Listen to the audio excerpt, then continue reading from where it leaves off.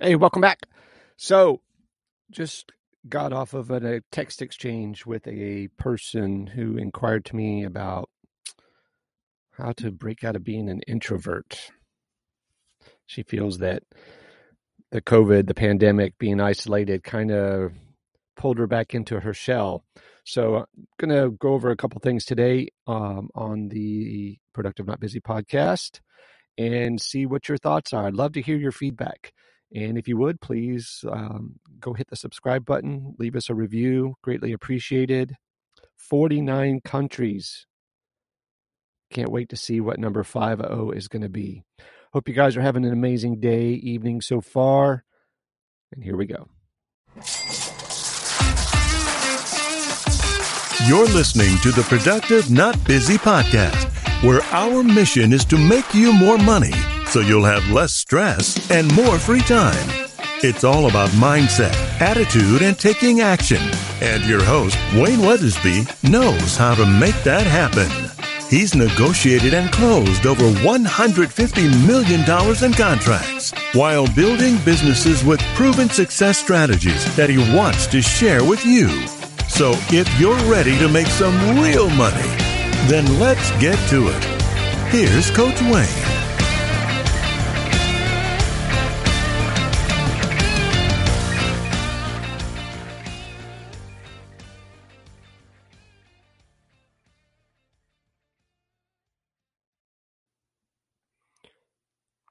Have you ever been surrounded by a group of people, right?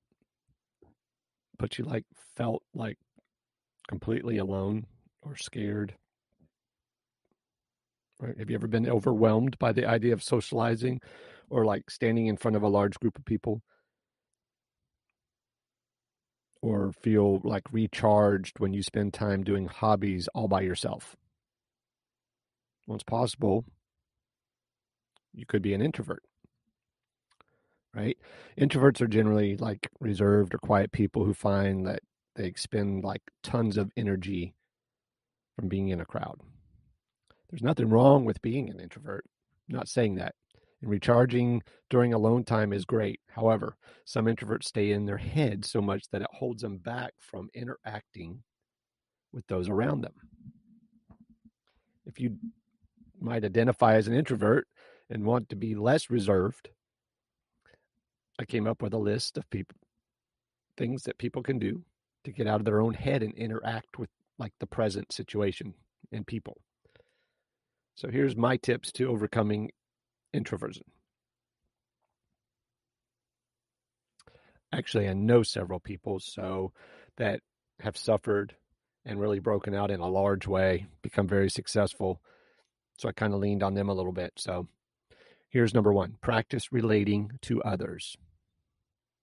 Most introverts would rather listen than talk. Okay.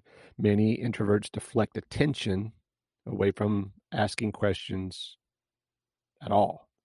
One way to overcome introversion is to practice relating to others by sharing how you relate to them. Okay. I really relate to what you say about this topic, or I experienced, and then tell them what you experienced. Interaction. Don't limit yourself with the introversion label, right? Don't label yourself. We can use our identity to our disadvantage by saying things like that. It can be very damaging, right? That's negative self-talk, the inner critic, all that stuff.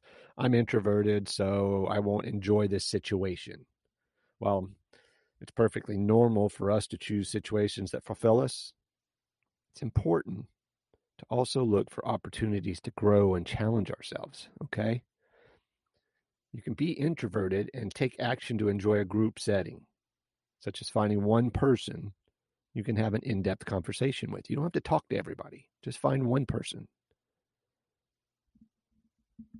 You can be introverted and start a conversation with somebody, okay? Try beginning the conversation by complimenting the other person's clothes or shoes or purse or hat. And then see if there's an opportunity to say more. It may end right there. You just don't know. You got to be proactive. Create a plan that takes you out of your comfort zone. I have a book. I have a whole program on that called The Discomfort Zone. You can create a plan that takes you out of your comfort zone, regardless of whether you identify as an introvert or extrovert. Learning how to be proactive to achieve your goals or expectations will help you grow in every situation. If your goal is to make more close friends, schedule one coffee date per week with somebody just to get to know them better, just to have a conversation. If your goal is to speak up more at work, create a plan to speak up more often in a meeting or privately with your boss. You don't even have to do it in front of everybody. Give yourself time to recharge also. Plan a day or a night where you can do activities that recharge you. For example, reserve Sunday evenings to yourself so you can do your art or read a book or play guitar or binge watch Netflix. Or if you're at a busy event, find a quiet space where you can spend 10 or 15 minutes by yourself to recharge. Take a deep breath. Next, here's a good one. And this one was brought up by one of my friends that struggled with it for a long time. Learn to tell stories. One way to captivate a group and make them feel closer to you is learning to tell stories. So practice bringing stories from your journal into your social settings. Set the scene, build suspense, and then end the lesson or end with a lesson, okay, or an outcome. We just talked about this one also, is silence your inner critic. Because introverts spend so much time alone, they tend to have a loud inner critic.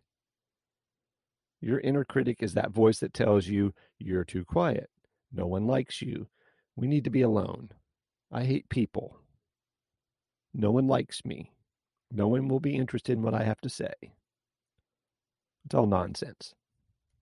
One of the hardest, yet most transformational ways to overcome introversion is to replace those negative statements with positive, loving ones. That shit works. Positive self-talk works.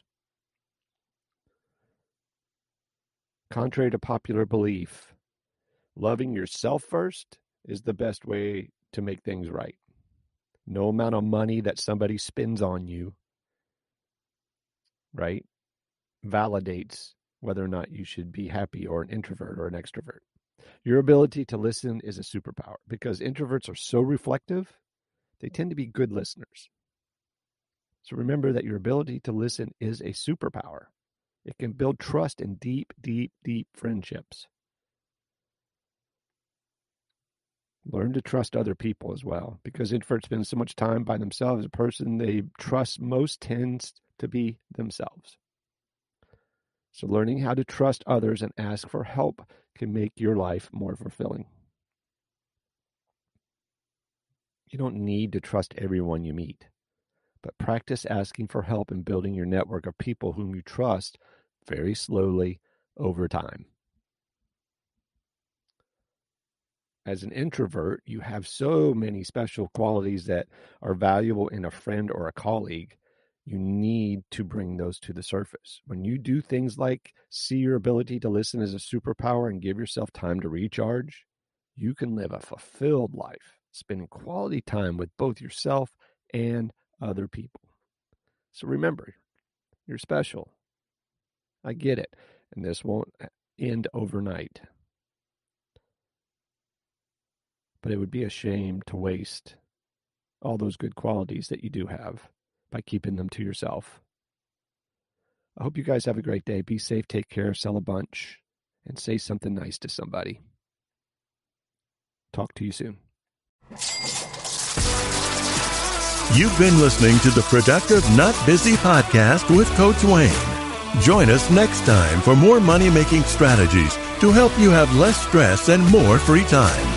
Follow us on Facebook at Productive Not Busy, on Instagram at frontline.coach.wayne, and on Twitter at Wayne New Jr. And remember, be productive, not busy.